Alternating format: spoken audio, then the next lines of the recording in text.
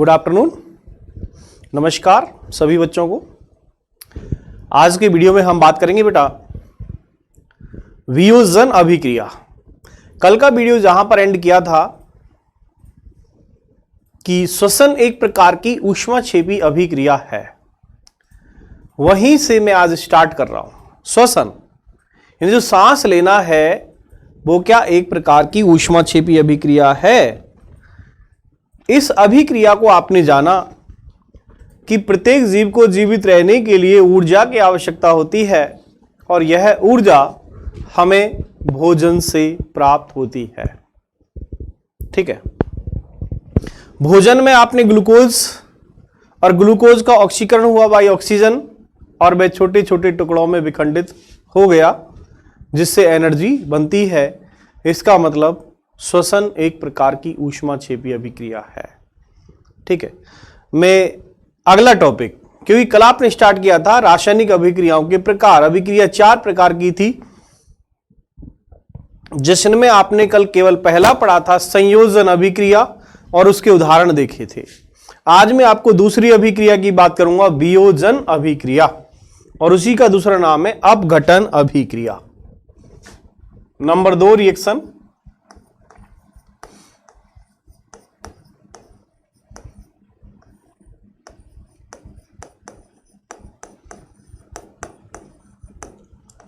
वियोजन अभिक्रिया और इसी का दूसरा नाम है अपघटन अभिक्रिया। इंग्लिश में कहते हैं इसे डीकंपोजिशन या डिसोसिएशन रिएक्शन। जैसे संयोजन का अर्थ होता है जुड़ना, इसी प्रकार वियोजन का अर्थ होता है टूटना। संयोजन अभिक्रिया में हमने 2 या 2 से अधिक कारकों को जोड़ करके उत्पाद बनाया था। यहां पर एक अभिकारक को तोड़कर 2 या 2 से अधिक उत्पाद बनाएंगे। कहने का मतलब अपोजिट डायरेक्शन ऑफ संयोजन अभिक्रिया। यह संयोजन अभिक्रिया की विपरीत अभिक्रिया है, लेकिन निश्चित है कि इस अभिक्रिया के अंदर तोड़ने के लिए हमें किसी उत्प्रेरक की, गर्म करने की, विद्युत धारा प्रवाहित करने की या सूर्य के प्रकाश की आवश्यकता होगी, क्योंकि इन पदार्थों के बिना आप किसी पदार्थ को तोड़ नहीं सकते। ठीक है, तो सबसे पहले परिभाषा सुनो और देखो इसमें आपको करना क्या है। जैसे एक पदार्थ है AB, ये अभिकारक है। AB क्या है? एक अभिकारक। और यह अभिकारक यदि A + B 2 पदार्थों में टूट जाए तो वियोजन हुआ कि नहीं? वियोजन का मतलब बिछुड़ना, वियोजन का मतलब टूटना। तो परिभाषा बोल रहा हूं, सुनना ध्यान से। वह अभिक्रिया जिसमें कोई अभिकारक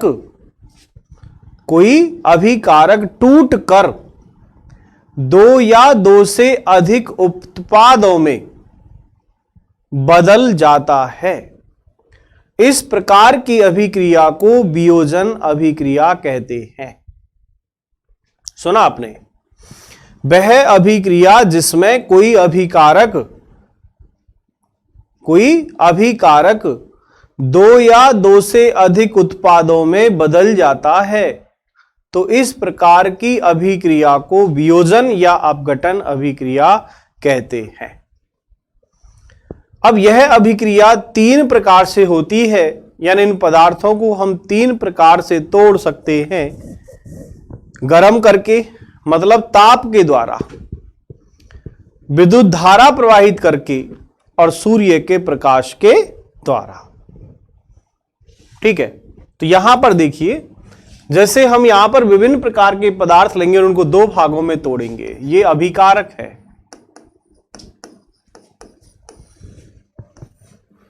और ये उत्पाद है। ठीक है, तो अभिक्रिया को मैं कहूंगा कि यहां पर ये टूट रहा है, ये ताप के द्वारा टूट सकता है, ये विद्युत के द्वारा टूट सकता है, ये सूर्य के प्रकाश के द्वारा टूट सकता है। तो इस अभिक्रिया को हम 3 प्रकार से पढ़ेंगे और यहां पर वियोजन या अपघटन का अर्थ होता है टूटना।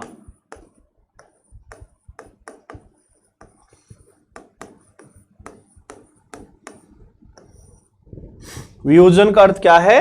टूटना। ठीक है, तो आप कहोगे नीचे यह अभिक्रिया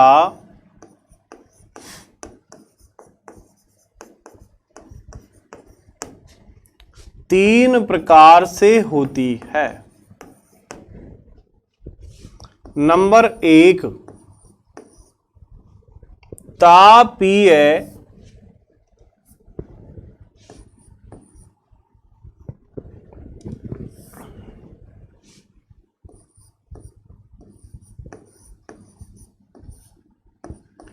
वियोजन, और इसी को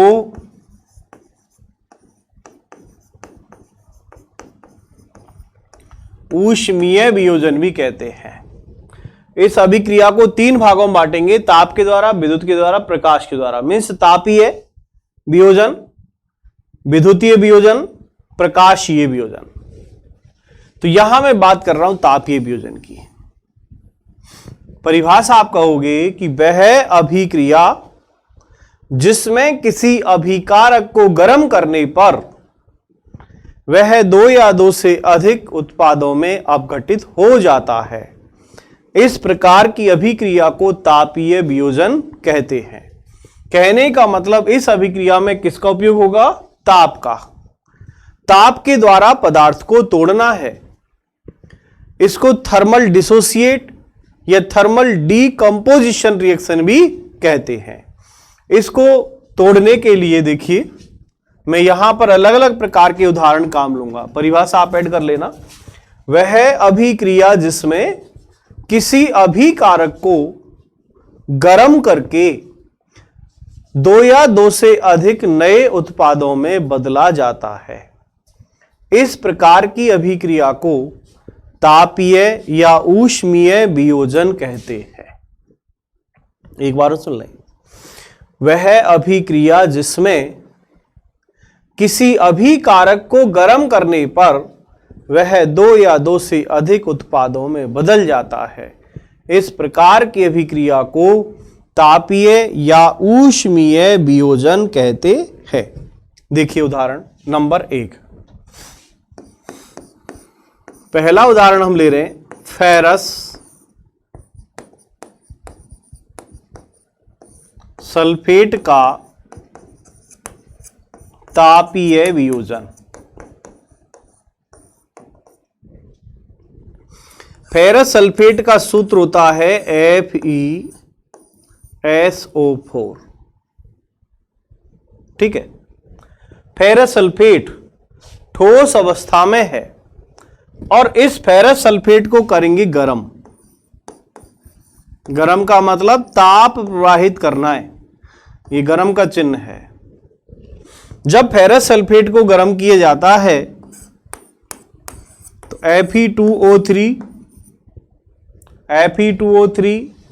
यहां पर ये क्या है? फेरिक ऑक्साइड है, plus SO2 sulphur dioxide, SO3 sulphur try oxide. यानी देखो आप, ये फेरस सल्फेट है, ये फेरिक ऑक्साइड, सल्फर डाइऑक्साइड और सल्फर ट्राइऑक्साइड तीन भागों में वियोजित हो गया। किया क्या? यहां पर गर्म किया है, ऊष्मा प्रवाहित हुई है।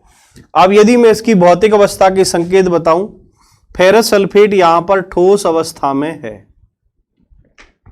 फेरिक ऑक्साइड भी ठोस अवस्था में है, सल्फर डाइऑक्साइड गैसीय अवस्था में होता है और SO3 या सल्फर ट्राइऑक्साइड ये भी गैस अवस्था में होता है। ठीक है, अब यहां पर देखो आप, अभिकारक कितना है? 1, उत्पाद 1, 2 और 3। तो टूटा या नहीं टूटा? वियोजन हो गया ना। ये AB फेरस सल्फेट यहां ABC तीन भागों में टूट गया। टूटने का मतलब वियोजन। टूटा किससे? गर्म करने से। गर्म करने से टूटने को कह दिया आपने तापीय वियोजन।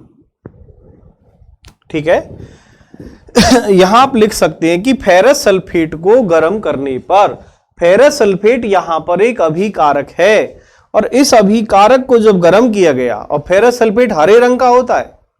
कैसा है? हरे रंग का पदार्थ है। जब इसको गर्म किया गया तो ये 3 उत्पादों में टूट गया, फेरिक ऑक्साइड, सल्फर डाइऑक्साइड और सल्फर ट्राई ऑक्साइड। ठीक है, अब संतुलित करना भी देखें तो आप देख सकते हैं आयरन कितना है, यहां पर 2, यहां कितना है 1, 2 से मल्टीप्लाई कर दो पूरा। अब आप देखो इधर Fe2, इधर भी Fe2, इधर S कितना हो गया, 2 से मल्टीप्लाई 2, तो एक S ये रहा, एक ये रहा, दोनों बराबर। O कितना है 4, 4 से 2 को मल्टीप्लाई 8 हो गया, 3 यहां पर है, 2 यहां पर है, 3 यहां पर है, कंप्लीट 8। इसका मतलब जो समीकरण है बैलेंस है, बैलेंस हो गया है, इक्वी संतुलित हो गया है। तो ये संतुलित रासायनिक समीकरण भी बन गया और ये इसका सबसे अच्छा उदाहरण है। नंबर 2, दूसरा उदाहरण लेते हैं हम। कैल्शियम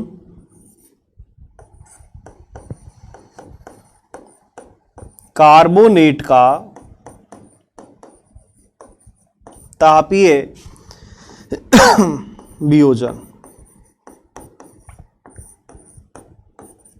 ठीक है, कैल्शियम कार्बोनेट CaCO3, इसमें हम ऊष्मा प्रवाहित करेंगे और यह भी 2 भागों में टूट जाएगा। ऊष्मा मतलब गर्म किया इसको या ताप दिया इसको। ठीक है, तो ये CaO प्लस CO2, तो कैल्शियम कार्बोनेट किस अवस्था में होता है, सॉलिड। कैल्शियम ऑक्साइड यानी चूना भी सॉलिड, कार्बन डाइऑक्साइड गैस, इस अवस्था में होता है। तो हम लिख सकते हैं कि कैल्शियम कार्बोनेट को, और कैल्शियम कार्बोनेट एक सफेद रंग का पदार्थ है, कैल्शियम कार्बोनेट को जब गर्म किया जाता है तो यह कैल्शियम ऑक्साइड तथा कार्बन डाइऑक्साइड में वियोजित हो जाता है। यहां पर कैल्शियम ऑक्साइड ये चूना है, हम इसको बिना बुझा हुआ चूना कहते हैं। कैल्शियम ऑक्साइड यानी सूखा चूना है, इसको कैल्शियम ऑक्साइड कहते हैं और यह बिना बुझा हुआ चूना इसका नाम है। जो कली चूना इसको कहते हैं कैल्शियम ऑक्साइड को। तो कैल्शियम कार्बोनेट को आपने गर्म किया और ये 2 उत्पादों में टूट गया, इसका मतलब वियोजन हुआ। एक अभिकारक है, उत्पाद यहां पर 2 हो गए, तो वियोजन अभिक्रिया कंप्लीट हो गई। ठीक है, और हम देखते हैं देन नेक्स्ट उदाहरण नंबर 3, लेड नाइट्रेट का वियोजन। नंबर 3 उदाहरण,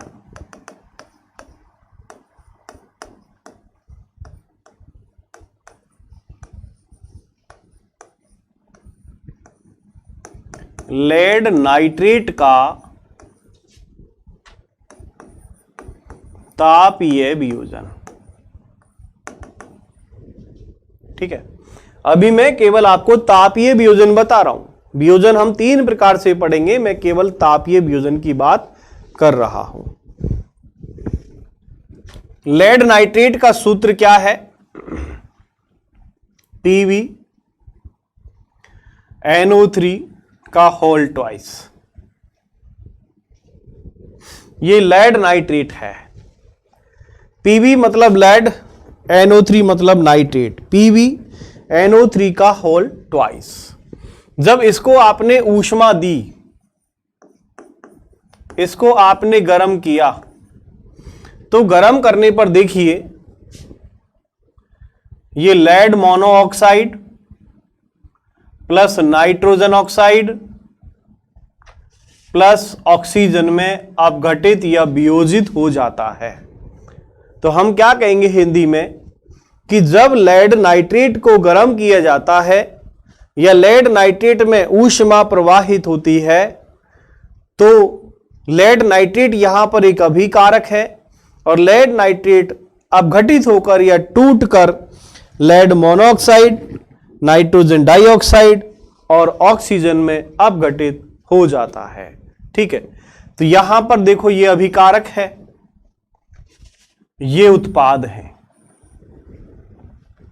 आप इनकी अवस्था देखें या इनको संतुलित करें तो लेड नाइट्रेट सॉलिड अवस्था में होता है, ठोस अवस्था में होता है।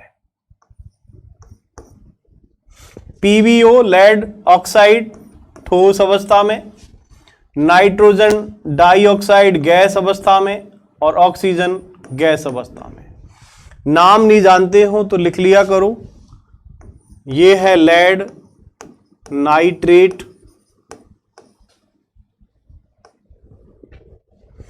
ये है लेड ऑक्साइड या लेड मोनोऑक्साइड, ये है नाइट्रोजन डाइऑक्साइड,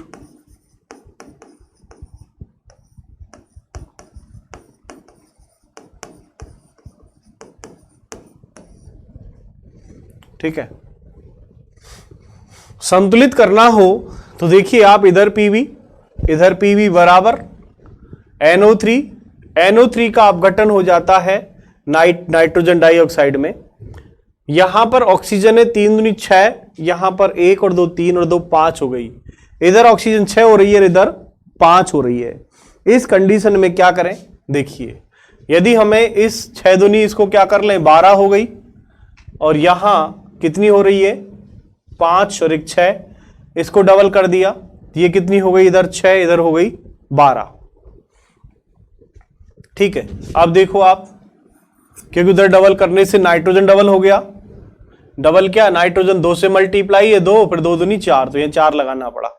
जब आप 4 इधर लगाओगे, नाइट्रोजन 4 हो गई कंप्लीट, पीबी बराबर हो गया। ऑक्सीजन देखिए, ऑक्सीजन यहां पर 3 दूनी 6 और 2 से मल्टीप्लाई 12 हो गई। इधर 2 ऑक्सीजन यहां पर है, 4 दूनी 8 यहां पर है, 8 2 10 और 2 12। इस तरह समीकरण भी संतुलित हो जाता है कंप्लीट, ठीक है।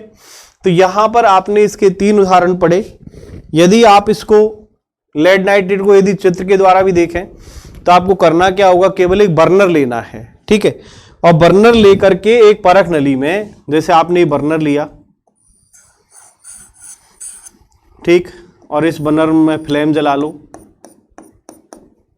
अब आप एक परख नली लीजिएगा, परख नली में आप लेड नाइट्रेट भर लें। क्या भर लिया इसमें, लेड नाइट्रेट। इसको गर्म होने दो और इसको आप चिमटी की सहायता से पकड़ लो।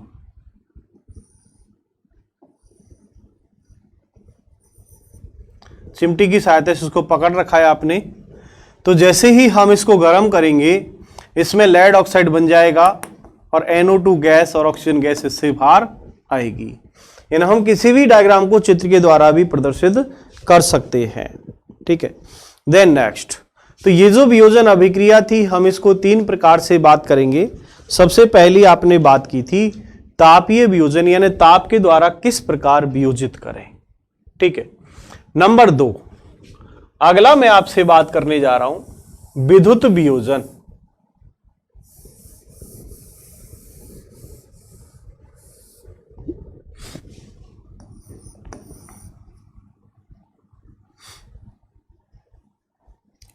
विद्युत वियोजन, यहां मैं जल का विद्युत वियोजन या विद्युत अपघटन करा रहा हूं। जल का विद्युत अपघटन या विद्युत वियोजन, मैं सोडियम क्लोराइड का वियोजन भी करा सकता हूं, सामान्य एक ही तरीका है, ठीक है। जल का वियोजन कराने के लिए आप क्या करोगे, जल लोगे H2O, इसमें आप प्रवाहित करोगे विद्युत धारा।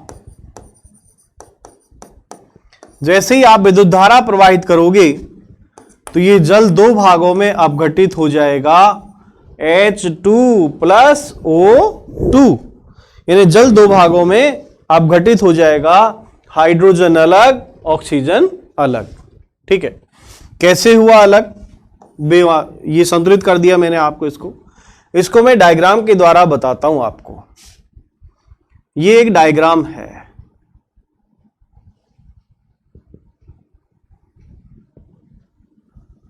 ठीक है। इसके अंदर यहां इलेक्ट्रोड लगाना पड़ेगा। एक इलेक्ट्रोड यहां लगा दिया, एक आपने यहां लगा दिया, ठीक है। ये ग्रेफाइट की छड़ होती है। ग्रेफाइट कार्बन का रूप है।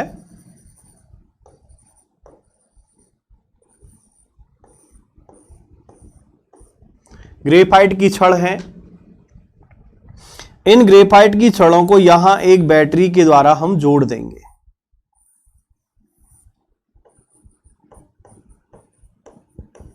ये बैटरी है।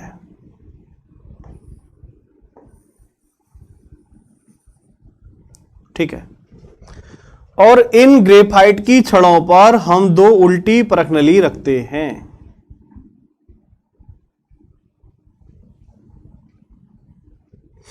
और इनमें पानी भर लिया जाता है।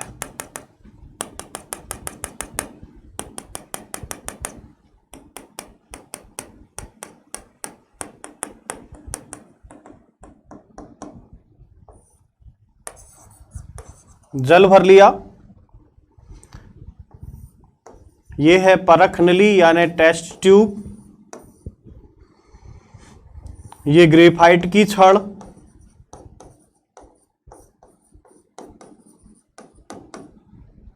ये बैटरी है आपका। ये बीकर है। जैसे ही हम यहां स्विच और लगा दें एक,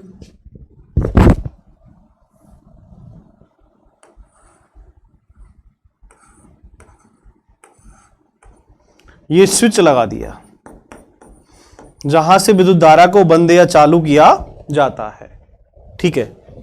तो जैसे ही हम इसमें विद्युत धारा प्रवाहित करेंगे, स्विच ऑन करेंगे, तो हम देखते हैं कि जो जल है वो आयनित होता है, जल अपघटित होता है। और जल जैसे ही हाइड्रोजन ऑक्सीजन में अपघटित होगा तो ये जो हाइड्रोजन है, यहां पर एक को मैं नाम दूंगा कैथोड और एक को नाम दूंगा एनोड। कैथोड होता है माइनस और एनोड होता है प्लस।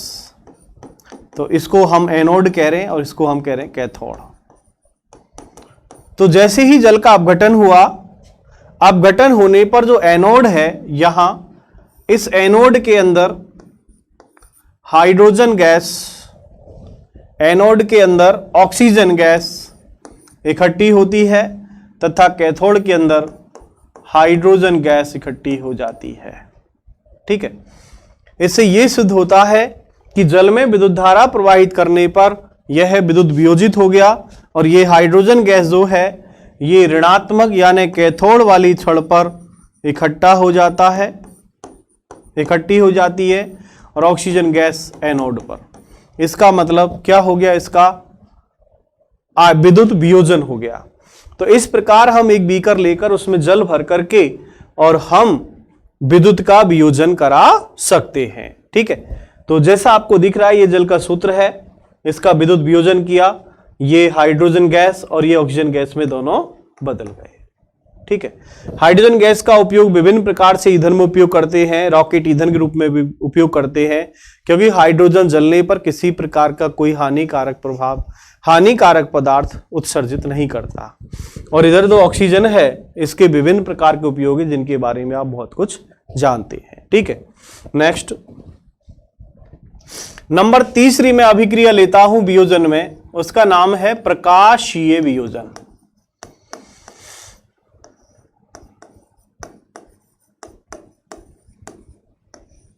और प्रकाशीय वियोजन में हम काम लेंगे सूर्य का प्रकाश। क्या काम लेंगे? सूर्य का प्रकाश। आप मान लीजिए एक ट्रे लीजिएगा, बाज ग्लास। ठीक है। ये आपने बाज ग्लास लिया और इस बाज ग्लास में आपने रख लिया सिल्वर क्लोराइड। ठीक है। यहां कोई खिड़की है और उस खिड़की से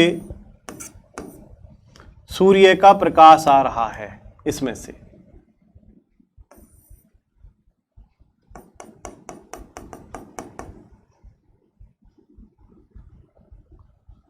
ठीक है।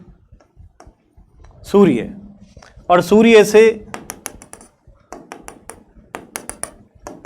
प्रकाश आ रहा है। तो सूर्य के प्रकाश आने से क्या हो रहा है कि इसके अंदर जो सिल्वर क्लोराइड है AgCl, ये AgCl Ag प्लस Cl2 में अपघटित हो रहा है। यहां से क्लोरीन गैस निकल जाएगी, केवल सिल्वर बचेगा। ठीक है, तो हम ये कहेंगे इसकी परिभाषा में कि वह अभिक्रिया जो सूर्य के प्रकाश की उपस्थिति में, वह अभिक्रिया जो सूर्य के प्रकाश की उपस्थिति में किसी अभिकारक को दो या दो से अधिक उत्पादों में अपघटित कर देती है, इस प्रकार की अभिक्रिया को प्रकाशीय वियोजन कहते हैं। यदि हम कहें कि सूर्य के प्रकाश में सफेद रंग का सिल्वर क्लोराइड धूसर रंग का हो जाता है। कैसा हो जाता है? धूसर रंग का। क्यों? कि प्रकाश की उपस्थिति में सिल्वर क्लोराइड का सिल्वर और क्लोराइड में वियोजन हो जाने के कारण ऐसा होता है। इसी प्रकार सिल्वर ब्रोमाइड का उपयोग ब्लैक एंड व्हाइट फोटोग्राफी में किया जाता है और यह भी सूर्य के प्रकाश से वियोजित हो जाता है। तो हम देखें कि वियोजन अभिक्रिया में अभिकारक को तोड़ने के लिए ऊष्मा, प्रकाश और विद्युत ऊर्जा का हम उपयोग कर रहे हैं।